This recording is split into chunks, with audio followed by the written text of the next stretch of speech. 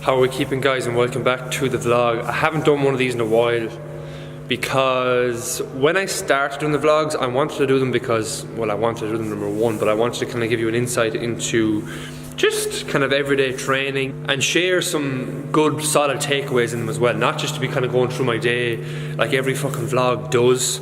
And I wanted to get away from that because I found that when I started doing the vlogs, then it was just a matter of, oh, the vlog is just going to consist of a bit of training, a bit of talking stuff that made no sense, or just stuff that was about my day that was not really any beneficial to you watching it. Like, so I want to actually have some kind of more actionable takeaways from these. So I'm going to continue to put in some training tips and clips here and there. But the main takeaway from these vlogs would be something that you can go away and put into use as well. Like, for example, at the end of this vlog, I'm going to be talking in detail about my newest blog coming out and giving you a deeper background, insight look into that rather than just reading the blog itself. And if you haven't read a blog before, it might entice you to read them in the future because I put a lot of work into these yokes. But basically, it's all about eating later in the day or eating bigger meals at night for better results or better fat loss for you. It may or may not work for you, but the research is there to back it up that potentially it may have a positive benefit for you.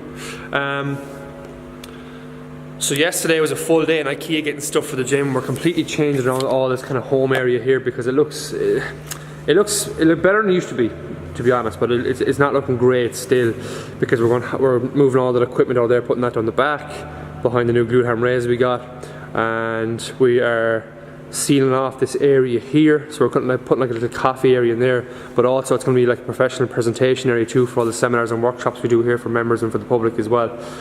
This area is going to be changed, but then that coffee table is going to be gone today, and this area will be a bit different as well. Probably going to bring a wall out here to kind of house off when you come in, that it'll be, you're not in the gym straight away, that you can kind of, you're in like the reception area, you can go to the coffee area, just to make it a bit more of a community because we have a massive community of members here. But first, I have some emails to get done. I have a consultation at 10 o'clock, going a bit of training, and then we'll get into the vlog main point, which is the eating later or bigger meals at night. This is my online program for lads as a starting point. I'm making some big changes to my actual online program side of things as well, because with the amount of online stuff out there, a lot of lads think that it's the same generic stuff over and over again. Now, I'll be honest, a lot of it is. From what I've seen, I don't focus on any of that, to be honest, anymore, but from what I've seen like the last couple of years, like, it's usually like you sign up for a program, you're given a PDF, and that's kind of it. Whereas with this program, I wanted everything to be in it. Like, every single coaching video should be in a program anyway. Not just a video either of like doing the exercise and that's it. You can find that on YouTube, but doing the exercise, showing the key coaching points with it, and having that in a loop where they can play that back when they're actually in the gym. Obviously then download PDFs of the workers themselves. Encourage them to get things like a basic training logs, so they can log of their workouts, all the nutritional coaching stuff, starting from a basic example of just focusing on habits and then focusing on deeper to calories and macronutrients and stuff like that, and how to do all that. Every single video and coaching video out of that as well, and other stuff then like the motivation side of it, the goal setting side of it, have all videos after that as well. It took me over 2 years to get to this point, but I'm only taking on like 10 to 15 lads in them at a time now as well, because I found once I kind of go over plus 20 lads with it, I cannot keep an eye on them enough like I would want. And even though it's still only 10 a week for this program for the 6 weeks, it doesn't matter. Yeah, you can pour 100 lads into it, but it's besides the point. I won't be able to give the lads the attention they need because they check in weekly in the Facebook group, but I still give them full feedback from that as well. Compared to my online coaching lads as well, because I've only had 5 lads from my online coaching for the last year, and now I'll be taking on more clients in 2017 as well, because I want to get more in detail with that too, because I love working with lads closely one-to-one because it's fulfilling. Like, there's no better feeling than checking in with a lad to see how he's going with training, even to chat over on Snapchat on the emails and get their weekly feedback and see the results they progress in week out. So basically, like, my online program said, the one you can sign up to that's the 10 a week, that's going to be like a starting point for people if they want to get onto it, because I'm not going to take people on online privately, because number one, it's not cheap, it's going to be expensive, it's one-to-one online, and number two, I want people to have a basic foundation laid at least, and this program will help them do that as well. So that's where the online things is going for me in the new year, and now I just have a consultation and I want to get training.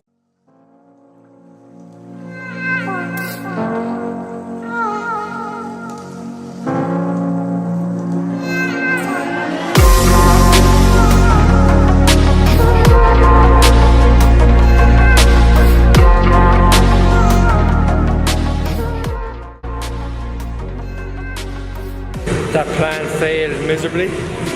Kate was supposed to push up my elbows. Didn't happen. All I wanted to do there was get probably 2-3 extra reps, so happy enough with that. I wanted to hit a certain range of volume and I got it.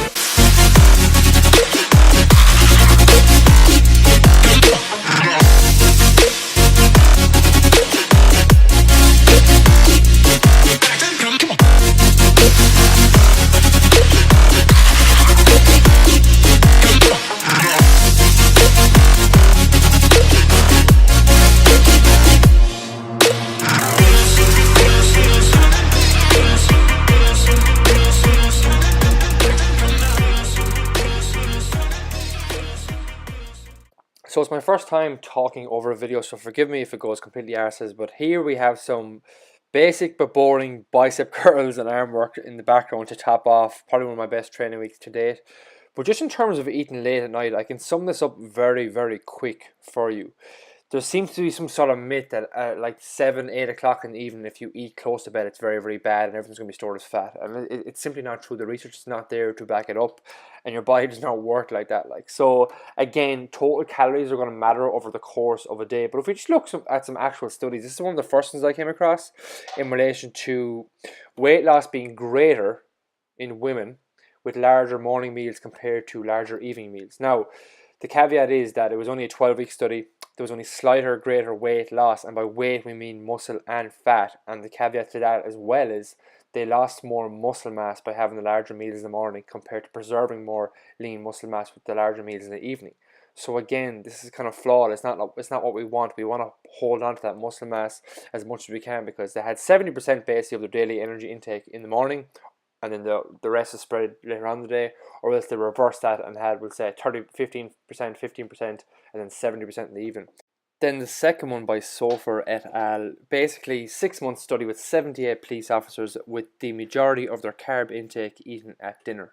And what this showed was greater fat loss occurred, greater hormonal changes occurred as well, at things like improved insulin sensitivity, improvement in metabolic syndrome parameters, less inflammation and hormonal changes, and all that means to you is better health overall. But again, total calories were accounted for here, so don't forget that. But it's just shown there's a positive benefit to it all.